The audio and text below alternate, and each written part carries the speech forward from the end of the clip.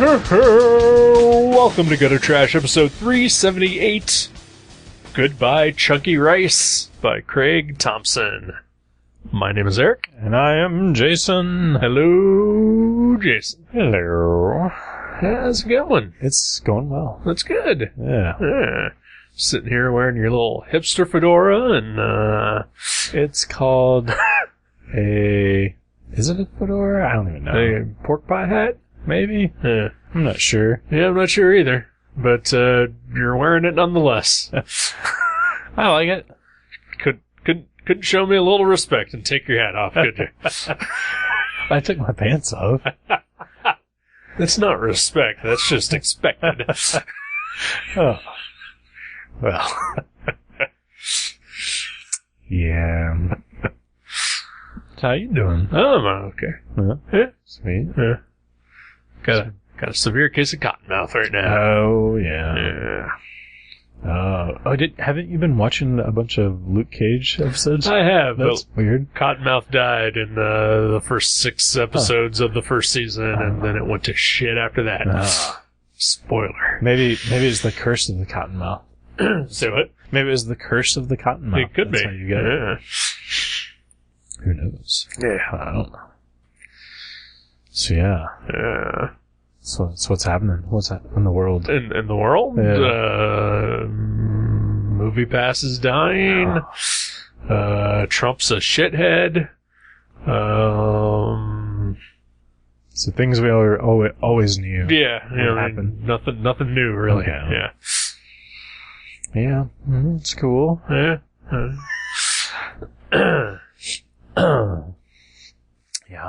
Yeah. So this is the last episode of Gutter Trash.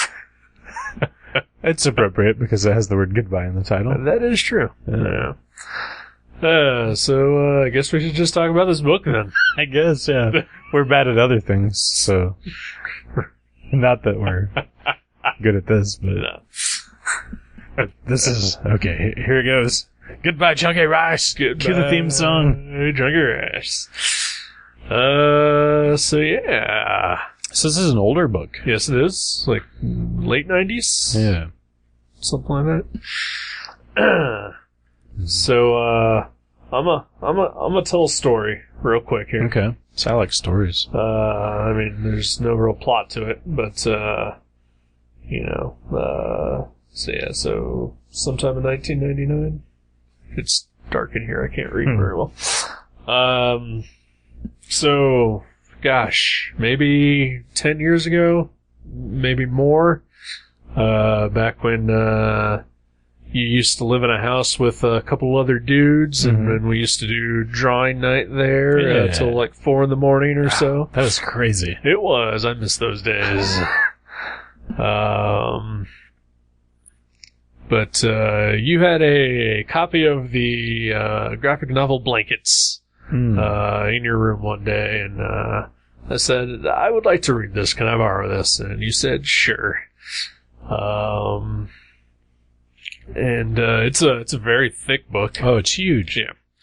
And so the next morning was a Saturday morning, and it was relatively cool outside for being in the summer, and I had my windows open, and I sat on my recliner, and I said, I'll go ahead and start reading this book. And I read the entire tome of Blankets that morning, sitting on my living room recliner with the windows open and a nice breeze blowing through, sobbing like a hysterical child. Right, yeah. Having just read what I'd still consider to be one of the greatest graphic novels I've ever read. Mm-hmm. It is one of the best for sure. Yeah. Yeah. Oh, yeah. Very, very emotional. Yes. And I said to myself that I've never heard of this Craig Thompson guy before. Like, I know, like, Blankets had been talked up occasionally. And I had heard of Goodbye Chunky Rice up to that point, but I didn't associate the two with each other. but I was like, you know what? I'm gonna read whatever Craig Thompson does next, and I never did. Yeah. And I had thought about Goodbye Chunky Rice occasionally, and a couple months ago at our local Jim and Dan show comic convention thingy, somebody was selling graphic novels for $1. Yeah. And it's a great deal. yes, it is. And Goodbye Chunky Rice was in that box, and I said, well, for $1. For $1, right? Sure. Yeah. How could you not? Yeah. And as much as I loved blankets is equal to the amounts that I disliked Goodbye Chunky Rice. Wow. That's a good start to this podcast. That's not where I thought this was going. Okay. So I'm gonna comment briefly on blankets.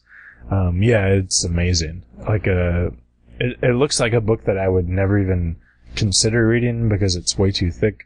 To me, like if you have to take that much time to tell your story, I probably don't want to read it. Right. Because it looks like it's like 8 graphic novels. Yeah. I think cemented together. comparatively, it's like the size of like that giant ass Bone collection. Right. Of every issue of Bone. It's enormous. Yeah. Like I think it's 16 million pages. If I remember, right. No, but it's beautiful and amazing, and it's the first thing I'd ever read by him, and I love that book too. So, when I chose this book last episode, you seem to have some reservations. Yeah. I'm very curious as to. So after I read Blankets, I was like, man, I need to read more stuff by this guy. Sure. And I immediately saw the only other thing was available was Goodbye Chunky Rice. Mm-hmm. And I looked at it and I was like, I just don't think this doesn't look like, it doesn't look good for some reason. Like, which I can't exactly, it's hard for me to pinpoint because I like the character designs and I like, the backgrounds, like there's a lot of oceanic, portraits in here, but there's something about the actual way it's drawn that I didn't like. I think it's like there's so many like super thick black lines that I think it hurts my eyes. Like I think that's the thing. It actually hurts my eyes when I look at it. Yeah, it happened a little bit when I was reading it, but that's all I really remembered about it is like I kind of looked at it and it looked like visually like taxing. Yeah. Because it's got there's a lot of lines on the page and it's all sandwiched in there, but there's a lot of thick black lines and there's not a lot of like airy, like Blankets has a lot of like room to breathe. Right. But this one, because it's got, a lot of snow. Right. Yeah. And it's 16 million pages long, so. Right. But yeah, this one never did look that appealing. But I enjoyed it. I enjoyed it. I liked it. I didn't know if, Craig Thompson had, pissed in your cornflakes at some point. Or... No, and I've never met him or anything, and I have everything else he's ever done. Well, no, that's not true, because he has a book called Space Dumplings that I never bought. Yeah. But, it's fairly recent. Yeah. Within the last year? I think, yeah, because we had it at my work, but I flipped through it and I was like, oh, it looks okay. But, I think Blankets was the only one that really, just totally spoke to me, other than he did a sketchbook that I think is my absolute favorite thing he's ever done. Because it's just tons of brushy drawings, and there's maybe some one-page comic strip type things where there's there's a little bit of a story, but it's Carnet de Voyage or something like that. And isn't that his travel diary type of? It was beautiful. That's a beautiful book. But yeah, and then Habibi he also did, which is another 16 million page book. Right. And I bought that, and it is beautiful looking, but I've never been able to start that because it just looks so much more dense than Blankets. And yeah, it's I get off put by that. I have a short attention span when it comes to that. I get it. I kind of wonder at times if it's maybe just, like, I've definitely felt myself get stupider over the last 20-some years. Oh, me too. And, so facing, like, a gigantic tome just does not seem like my idea of a good time, no matter how good it might be. Yeah, it's that, and it's like, so my memory's gotten worse, so I'm like, unless I read it all in a fairly compact amount of time, I'm gonna forget large chunks of it, and like, that's not the kind of book I'm ever gonna have a day just to read that now. Like, I never have a day where there's, like, just absolutely nothing to do. Like, I had... Lucky. I had today off, and I did, like, a million things today. I don't know if I'll ever read Habibi, even though I've owned it since the week it came out. Right. But it is beautiful. Sure. His art's amazing. But so, yeah, Goodbye Chunky Rice. It's his first graphic novel. Yes, it is. Not nearly as ambitious. It's like, seriously, maybe like 1/10 of the size of Blankets. Yeah, it's like 100 pages at most, maybe. Yeah. I guess I could look it up, actually. Yeah, it looks like 100 pages. Yeah. It's about 120 some pages. Okay. Yeah. So this has a lot of earmarks of somebody's first book to me. Yeah. There's just a lot of, I found, no pun intended, good chunks of it, completely indecipherable. Yeah, there's stuff that there's like some panels and even some like scenes I'm not sure what's happening or where it's at or timeline wise or whatever. And there's a character who shows up about maybe a third of the way into the book, who or maybe not even that, maybe just like towards the beginning, who has a pattern of speech that I found so insufferable that I skipped most of the pages that character appeared on afterwards. Wow. Okay. I had assumed that at a certain point he would just no longer be in the book, but he kept showing up. Oh, yeah, yeah. And, I struggled, like, to get through those pages to at least, figure out what the hell was happening, but boy, was it a chore. So you're speaking of a character, he's the human in the book, because it's primarily about, Chunky is a turtle, and he has a mouse friend named Daybell or something? I forget what. Maybe something like that. But anyway. Yeah. And then there's a human, who has a bird named Merle. Yeah. Man, what the hell is this animal's name? Let me also go ahead and say that, it's been about 2 weeks since I read this book, and, I forgot it pretty instantly. Yeah. Like, large parts of this book are just so forgettable to me. Yeah, I can't remember the name of the mouse, but so basically, the story kind of follows Chunky around as he's leaving. He's leaving town. Yeah. And his like friend or girlfriend, the mouse, whatever. He's leaving this loved one. He's leaving someone that he cares about behind. Yeah. And so that's basically the gist of it. And then he finds this human named Merle that he lives in an apartment with, and Merle tells him his brother owns a boat, and he can take him out of town for a couple $100 or something. So that's basically like that's the starting plot. point. Yeah. So it's about him leaving and dealing with uprooting his own life and changing everything. And right. As I don't know, maybe it's because I've lived in the exact same place for the last 20 years, and have never really moved out of the area in which I grew up in and lived in, that I can't relate. But I just also didn't care. Like, there was nothing about it that just really spoke to me. right. And not to go back to Blankets, and I'll admit, like, it's been, 10 years or whatever, and I don't remember, parts of that either. But I do know that the experience that he details in that book is not anything that I ever had for myself either, yet it was so relatable. Oh, yeah. And so effective and moving, and you felt everything that he felt in that book. Oh, yeah. And with Chucky Rice, I just didn't like at all. Yeah. And maybe it's because it's a cartoon turtle, but, Usually that doesn't fine. bother me, usually. Right. I mean, I like the Teenage Mutant Ninja Turtles. Yeah. And they have a mouse friend that you like, they do. too. Yeah. Yeah, no, I agree.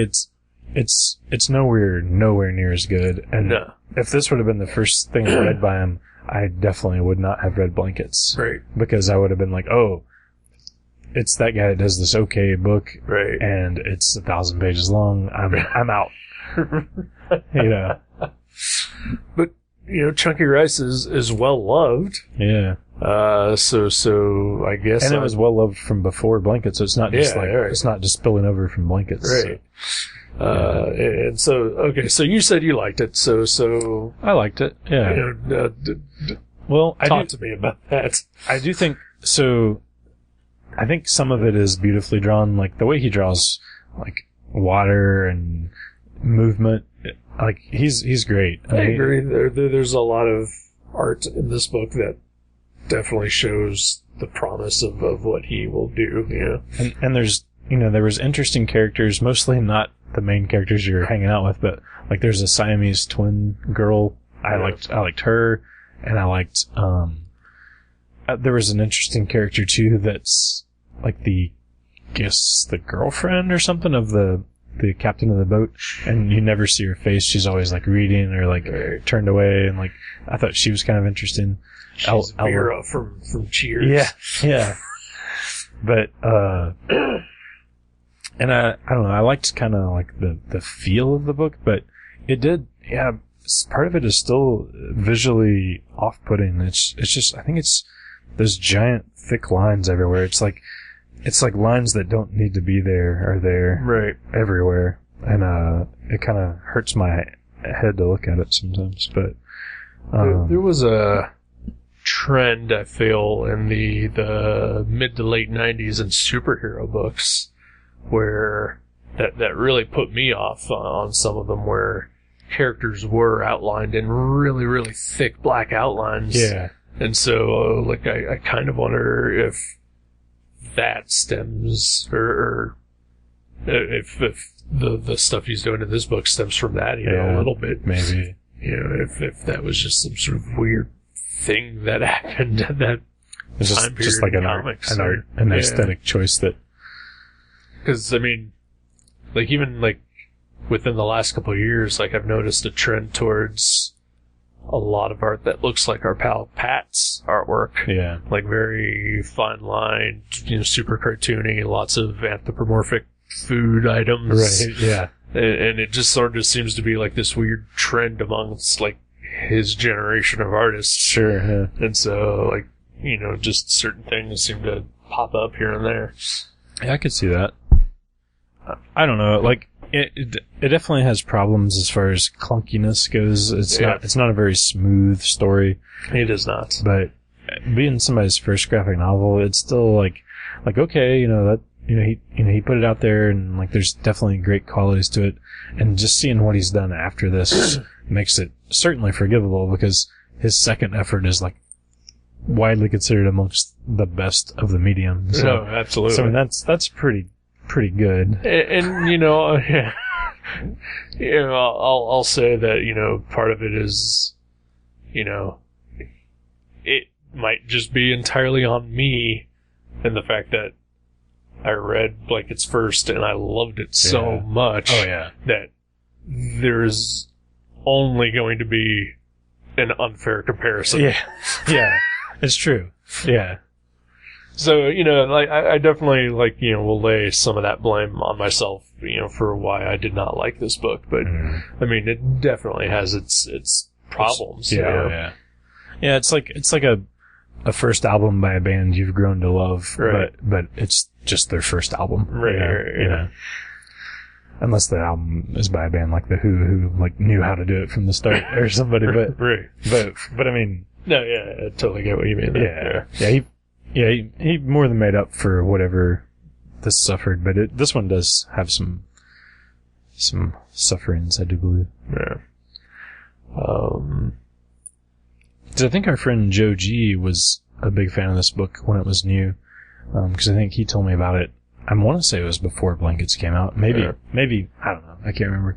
Because he's the one that told me about both of Blankets and Chunky Rice.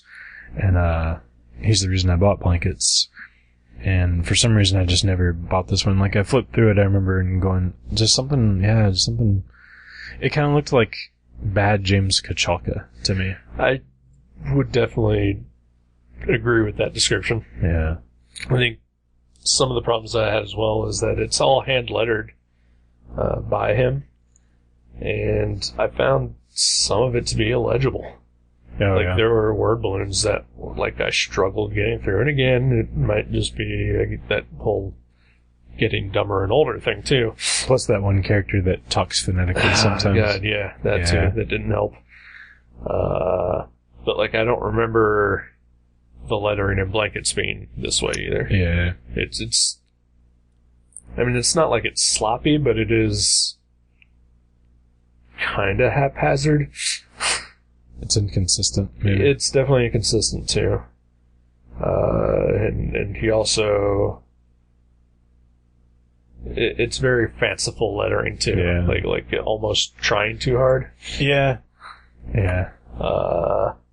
So, you know, that definitely didn't help some of the way I reacted to it. Yeah, it's like, I think it's one of those books that I wouldn't say is great, but not because it's a failure, it's because it feels more like a learning experience. Right. Because like he clearly had a skill set at the beginning of this book that just leaped like giant exponential steps by the time he did his next book. Right. So yeah, I feel like it's not bad and I enjoyed it, but like I said, if this was the first thing I read by him, I don't know if I would have read anything else by him. Right. I mean, you know, for $1. Oh, yeah. Certainly. Totally worth it. Yeah. Or even like $5, you know, but yeah, it's like, I would definitely say if you're curious about, cause I mean, he is an amazing artist. Like he does a lot of brushy, insane skill level brush work, for backgrounds and characters and whatever, but I would definitely say check out one of his other books as opposed to this one. For sure. Yeah, I mean, I don't know. I do feel like this book would have a lot of appeal to people, like, you know, who just want to check out, like, you know, weird comics or, you know, anything different than the norm. Oh, yeah. It's got some strange layouts and page design. It feels like it would fit in very much among the current generation of like young creators who are doing like webcomic stuff. Yeah. Or just, you know, weird independent books. Like it has a lot of the same aesthetics, you know, anthropomorphic animals and, you know, just sort of and it is like a sad, emotional tale at times. Yeah. You know? Yeah, there's some dark spots. You know, so I think it's good for that. It's just maybe not what I was hoping it would be. Right. But, you know, again, you know, going to Blankets, it's great. Yeah. Like, yeah. You know, clearly whatever Craig Thompson started off as, you know, by doing this book, like, he figured it out. Yeah. He figured out what worked and what didn't pretty quick. This is a book though, like, you can tell him he just kind of maybe needed to do this book because it's about moving on and it's about saying goodbye and it's about, you know, losing someone close to you and, you know, it has, you know, relatable, things, if you've had any of those experiences and you want to see someone's interpretation of it, I think you might like it. Yeah. But it is done by an artist who was figuring out his skill set at the time. Right. So it's better than anything I've ever done, but it's not better than anything he's ever done. Yeah. I would say the same, that it's better than anything you've ever done. You've read Francis Prom Queen Maggot, right? Okay, fair. No, yeah, it's definitely, I mean, I've never done anything, so, it's obviously better than anything I've ever done. I've read comics by you. We don't talk about those. Yeah, I don't know. Maybe I just wasn't in the right mood for it. I'm not sure, but. Well, I mean, no, I'm with you. I mean, I've not been in the mood to read this book for the last 10 years. Right. So, and I've been aware of it for 10 years. So right. it just didn't look great to me. There. It looked okay. It looked better than your average shitty comic on the stands. Like it looks better than 90% of the books that came out whatever week you're listening to this podcast. Right. But it just, yeah, there's other things I would rather have read. And again, I wonder, like, for myself, having never, I mean, I've lost friends who have moved away. We mentioned Joe G, and, he's in our thoughts and prayers every day. He's our chunky rice. He is our chunky rice. And then so, I've experienced that type of loss, but, pretty much always just felt stuck where I am. Right. You're like the turtle. Your home is on your back. Sure. Wait. No, I'm not. Oh. Because that means he can go anywhere. Oh. That's where his home is. Yeah. Yeah. But we're all that way if we let ourselves be. Well, sure. And whatever. I don't know. Yeah, I don't know. I am, like a week away from turning 40 at the time we're recording this. Right. I am going through a very existential crisis at the moment. Oh. So, thinking about some of the themes of this book is not helpful. Yeah. Fuck you, Craig Thompson. Yeah. Why did you do this to us? You motherfucker. If it wasn't for you, our lives would be great. Yeah. No, 40. Yeah, 40 is a big one. 30 was a problem for me. 40, I was like nothing. Yeah, like I felt no different at all. I had no problems with 30. Really? But, yeah. It's always just perspective, I guess. Yeah. I mean, also my life has fallen apart in the last 5 years, so, it's, We're adding some extra pressure into the whole, milestone age thing, so. It's just, the next 40 is going to be the best 40. Sure, yeah. So, yeah, for a variety of reasons, I just did not enjoy my read through of Goodbye Chunky Rice, and again, I still haven't read anything else he's ever done now other than this and Blankets, and I had wanted to read Habibi, but it's not real. Yeah. It's not readily available anywhere near me. I've thought about picking it for the show before, but I was like, man, it's just so long. Like unless we each had a free couple of days to read it. But again, I did read Blankets in a day. Yeah. Less than a day. So it looks more dense though. It does. And also a bit more fanciful. Yeah. Whereas like Blankets is largely autobiographical. So who knows? But maybe someday I'll read it. Maybe it's available on Hoopla. I don't know. Maybe you'll find it for $1 at the Jim and Dan show on Sunday. Yeah, if I was going, that'd be great. Unfortunately, I can't even afford the $1. Would you like to buy Goodbye Chunky Rice for me for $1? I'll buy it for $1. Sure.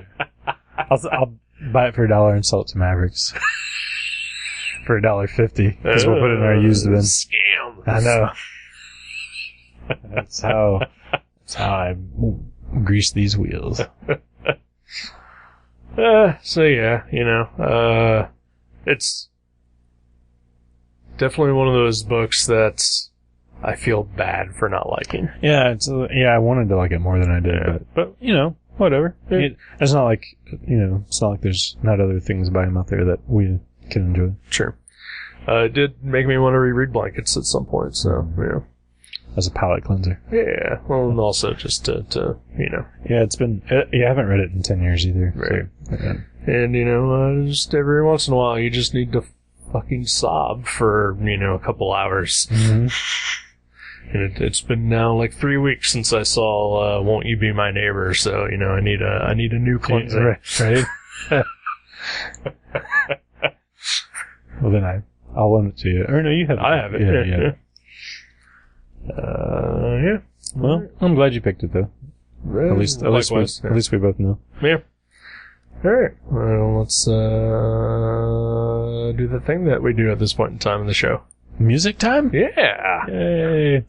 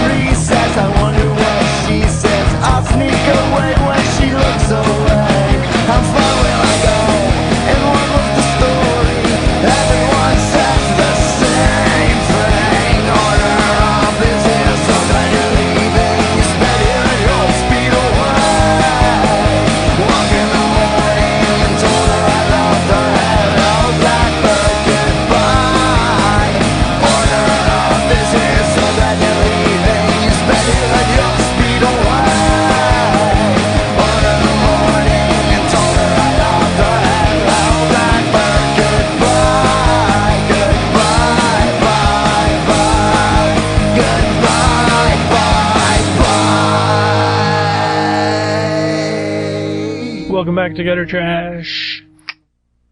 Yo. Hey. So what's up? Not too much, man. All right. Yeah. Been reading comics a lot. Anything good? Yeah. So cool. Well, why did it take you 3.5 weeks to read Goodbye Chunky Rice? What? Did it? I don't know. No. I feel like I gave it to you a long time ago. Well, actually, I was reading an actual book. Oh, why? I just finished that. What? Before I started this.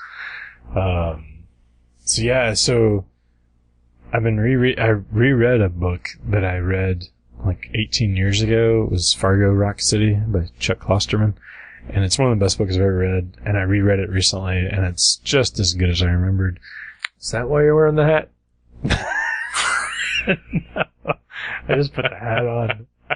This is the first time I've worn this hat in months.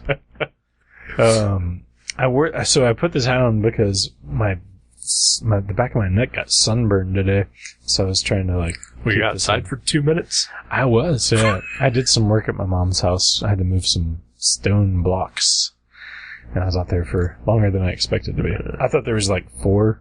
There was 40. So when I got there, I was there a lot longer. Doesn't your brother live there now? He does, but he works 3 different jobs. He works a total of 80 hours a week. It's ridiculous. Does your cousin also live there? Yeah, but I don't think she likes to lift stuff. Well, neither do you. It's true. So yeah, that's where that. But yeah, I read that book. It was great. I highly recommend it even if you don't have a love for it, but especially if you have a love for 80s rock and roll, hair metal, glam metal. Man, it's so good. But I also have been reading the Giffen de Mateus Justice Leagues. Yeah. So I think years ago we reviewed formerly known as Justice League.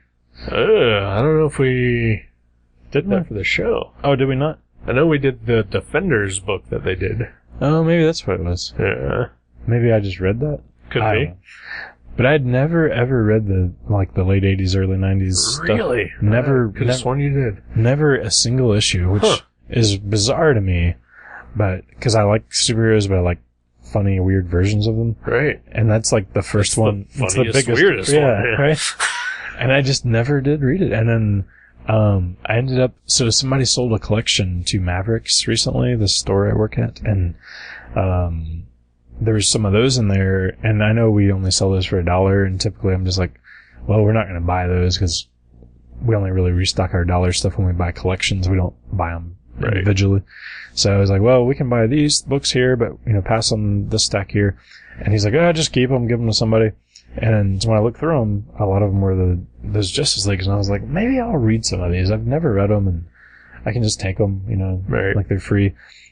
So I did, and I liked them so much more than I expected to. Like, seriously, way more. Yeah. And I've been buying them and reading them whenever I see them cheap, and just recently got a big chunk of them on eBay. For $6, I got like 25 comics because that's amazing. It was the first 8, like he only billed it, the eBay auction said the first 18 issues. Yeah. And then when I opened the package, it had 1 through 18, it was missing 19, and then it had like 20 through 24 plus 2 of the annuals. Like he put in like 5 extra books, so I was like, man, this guy is nice. That's awesome. And I got all that for like $6. That's sweet. Yeah. So I've been reading a lot about 80s hair bands like Poison and Motley Crue, and then reading a lot of Justice League, also from a similar era. Yeah. So you've pretty much just been indulging in all the things that you really love. Yeah, exactly. That's awesome. And traveling back to the late 80s. Yeah. Well, sure, yeah. Which is always a good idea. Yeah. I don't know how much I've ever talked about, the Giffen era Justice League on this show or not. But they are pretty much like, one of my all-time favorite comic runs, and probably the biggest influence that I've ever had on, like, my own work. I could what totally little I do. Yeah. I could totally see that. Seriously, like, I forget what issue specifically, but I think it was one of the, like, the camaraderie back and forth antics between Beetle and Booster. Yeah. And it totally reminded me, I was like, I can sort of see, like, a similar feel from some of the mini comics you were doing, like, 10 years ago, 15 years ago. I mean, and that series is why pretty much I love Blue Beetle. Mm-hmm. I mean, that is why, and part of it is that, when I was, God knows how old, like, Justice League number 3, was the very first comic that I paid my own money for. Nice. And I bought at a convenience store down the street from my parents' house, and I read that thing over and over and over again. Right.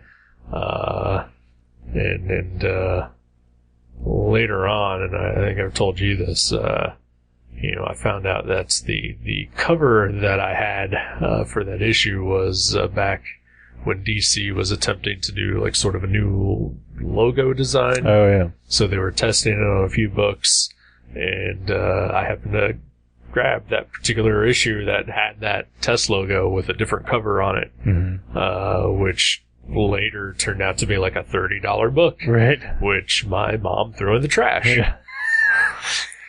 It makes you feel better. It's probably come down in value. Oh yeah, sure. But it's still hard to find though. Like, like I hardly ever see that book.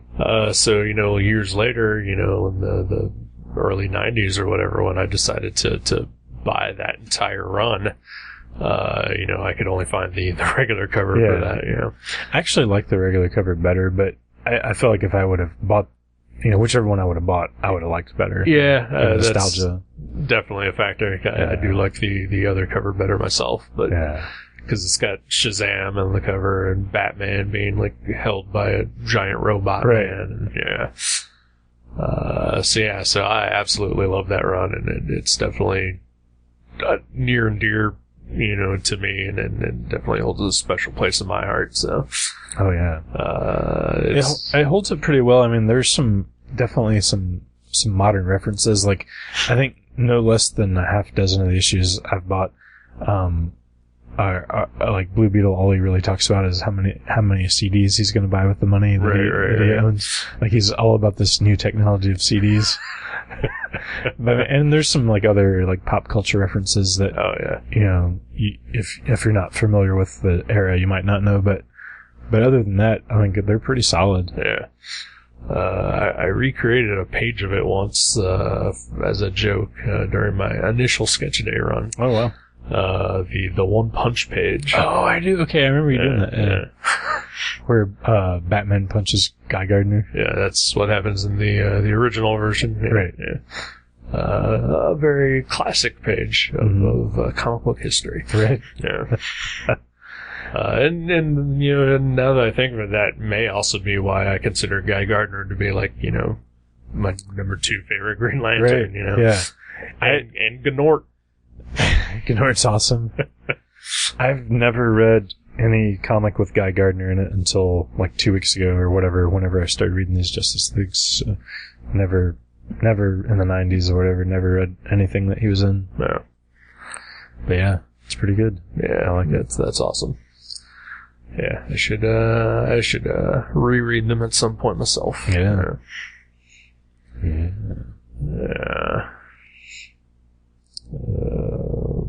What else is happening? Anything? Despite itself, I still am trying to run Movie Pass in the ground. Yeah. Seeing as many movies I can before they completely go out of business. So, seeing at least 2-3 movies a week or so. I think it's the new challenge. How many can you see before it goes out of business? Yeah, it really is. I would have seen a movie tonight had we not scheduled to do this. Can you still see one after this? I could, but I'm old. I go to bed early. Right? Yeah. There was like 2 weeks ago where I was debating seeing a movie. It was only playing in 2 theaters near here. And by near, I mean one was in Huber Heights, which is not convenient to get to, or near anything that I would ever need to be at. Right. So it would be like, like a 20-minute drive just to go to that to see an early show, or I could go see the showing that's 5 minutes away from my house at like 10 o'clock at night. Yeah. And I was like, oh man. Both of those options suck. I would have drove to Huber myself. Like, I don't mind a 20-minute drive if you got some good music or whatever. Sure, I mean, that's like, that's not a big deal. I had already been in the car for like 2 hours throughout the day. That's true. Yeah, my drive to work is like 7 minutes. Right. So yeah. And that's with bad traffic. That's if I hit the school zone. Yeah. Right. I don't know. I've read a couple comics that I did not enjoy. In addition to Junkie Rice. I picked up the new Captain America #1, which I just not great. Yeah. Who wrote that? Ta-Nehisi Coates. I don't know. He also writes Black Panther. Okay. Yeah. I don't know. It was just kind of dull. Yeah.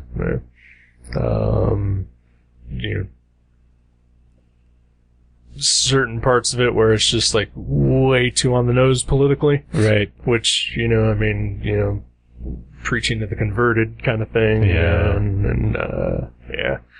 And I had enjoyed Mark Waid's run on the book, the most recent writer. And so, and he brought more of an element of fun to Captain America again. I think for me, superhero books have to be fun, or I'm not interested. Right. Like if I just even like the most well done books. Like I've read all the Frank Miller Daredevils, and I think they're like pretty great pieces of writing, but I don't think I would ever reread them. I mean, it's just like unless a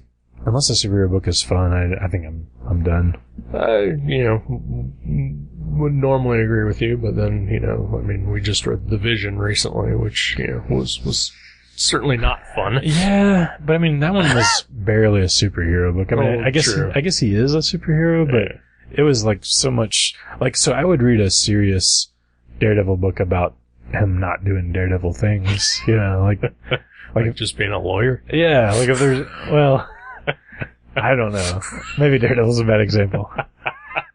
But like somebody doing their daily life stuff, I would be more interested in reading like Thanos at the grocery or getting an oil change. Yeah. I don't know.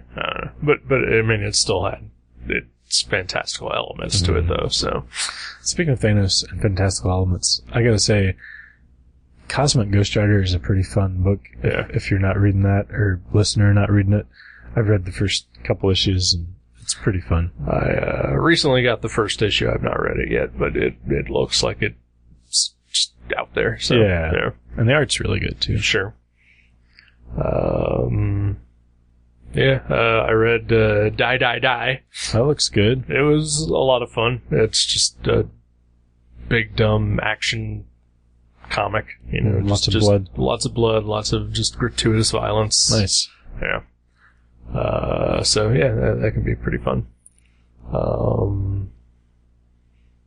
I have no idea how to get the second issue whenever it comes out, because it's like just appeared out of thin air. Yeah, we did order the second one. It was offered. Yeah. I guess hold me a copy until I can start ordering it for real. Sure. Unless it's just going to be, mystically placed in the diamond shipments, whenever they feel like it. And number 2 was not solicited in our previous order forms, but I just looked it up on their website and found it. So. Yeah, okay. Hopefully they don't have 10 different covers for that one. So yeah, if the listener doesn't know, Robert Kirkman did a pretty awesome thing where he decided that there's no spontaneity now because of the internet, so you can't just walk into a comic shop on a new comic day and be like, oh wow, here's a book I've never heard of. This is exciting. So he made it so you could just walk into a comic shop and see a book you've never heard of, because no one ever heard of it. Because they basically just gave them out for free to retailers. The day before it was supposed to come out. Yeah, they had announced it the night before it shipped, basically. So that was pretty awesome. And it's just like a cool, fun, weird book that he did. So good on him. Yeah, it's got some nice art in it too. Yeah, Chris Burnham. He's good. Also read Mr. and Mrs. X, which was also not very good. The art was fine. Yeah, the art looked alright. Yeah. It just looked kind of boring though. Yeah. I mean, a deep distaste for the character of Gambit. So, not really winning me over from the jump. Right. So, yeah. I read a good X-Men book. I read X-Men Grand Design Second Genesis #1. Oh, yeah? That was pretty cool. I'm waiting for the trade on that one. But looking forward to it. Beautifully drawn. Oh, yeah. I really, really, really like the just whole look and feel of that book. It's awesome. Yeah. Also read the new Bloodstrike, the final issue of Michelle Fife's run. Yeah. Michael Fife, whatever his name is. I don't know. I'm going to say Michelle Fife. Okay. Yeah. Anyway. We'll split the difference. Yeah. Michelle Fife's 3 or 4 issue run, I forget. Yeah. But that was good. I have not read those yet, but I have the first 2 issues. So, yeah. Which are issues 0 and 23. Yeah. Yep. Yep. Last week, when I should have been saving my money, I instead went on a dollar bin diving spree, and I actually bought some of the original Bloodstrikes. Oh yeah, by our good pal Rob Liefeld and co. Rubbing that blood. Oh yeah, you gotta rub the blood.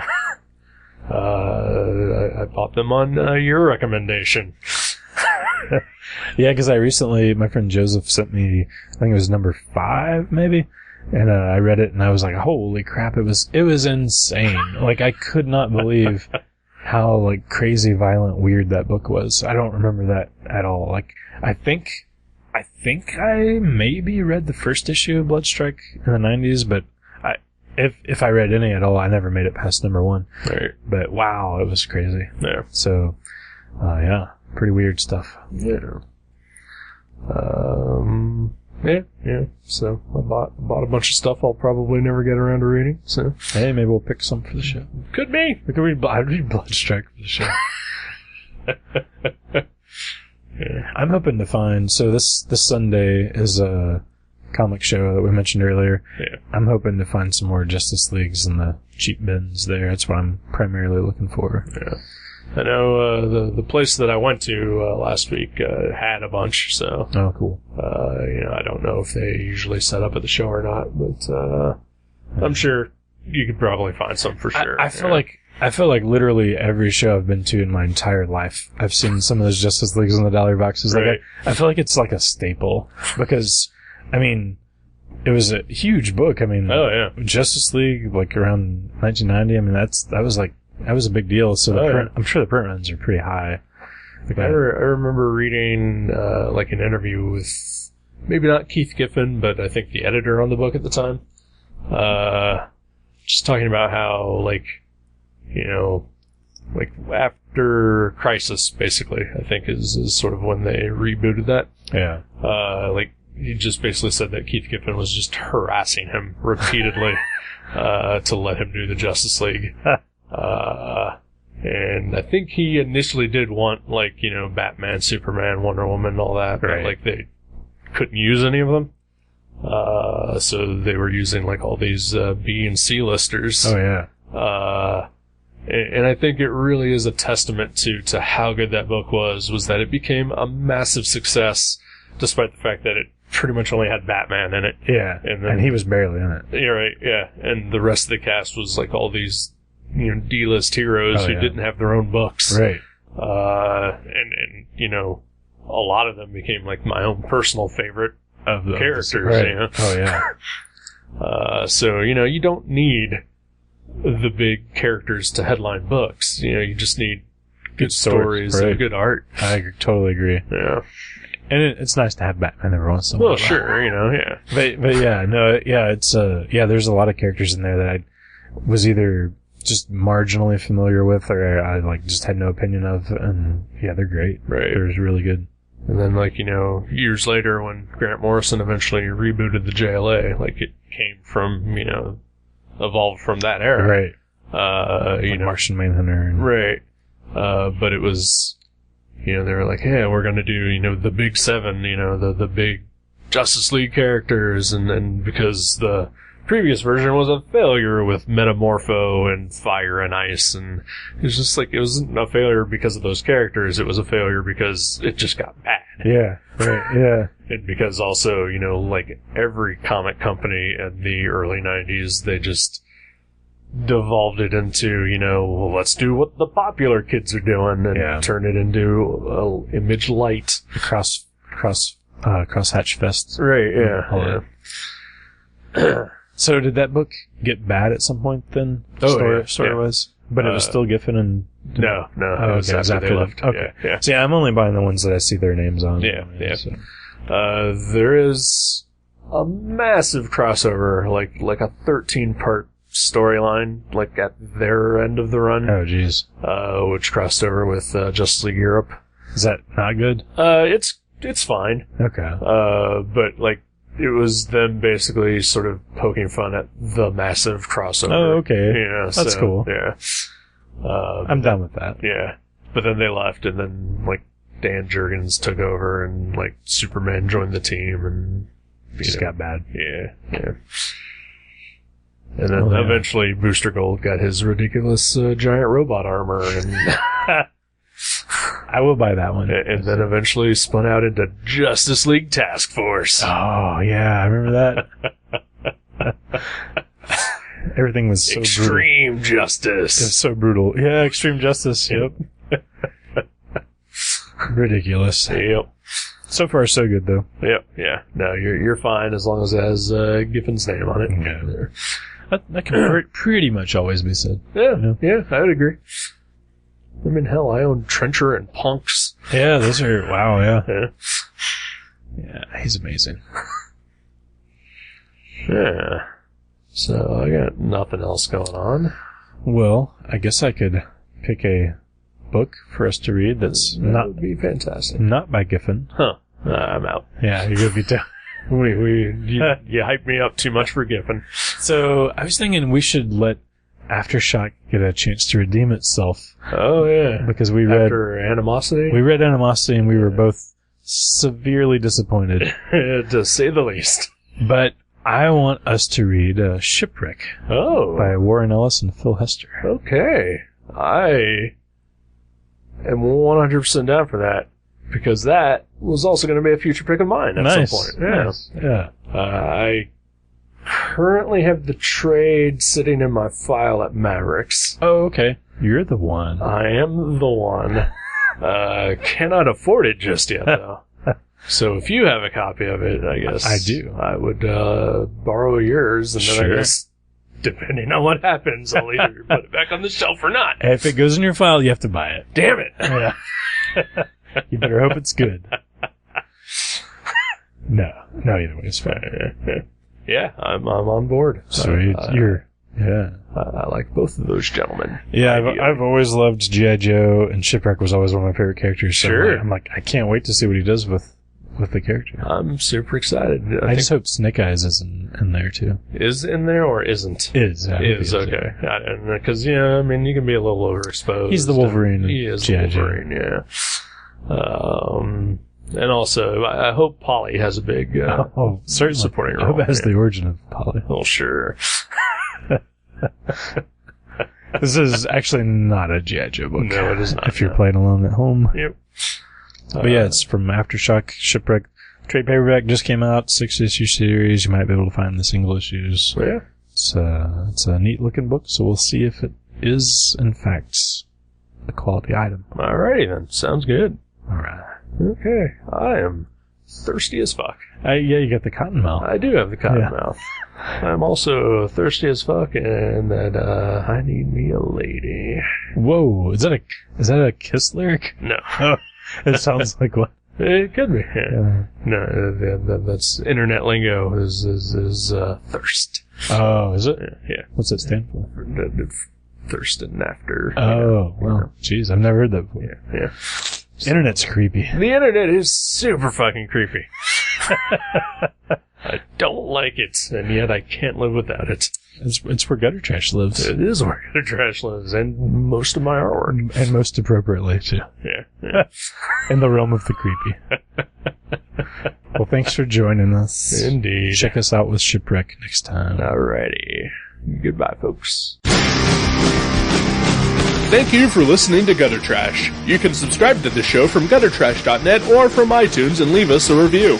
Visit guttertrash.net for email information and for other podcasts and websites in the Gutter Trash Network. Thanks again for listening, and we'll see you next time.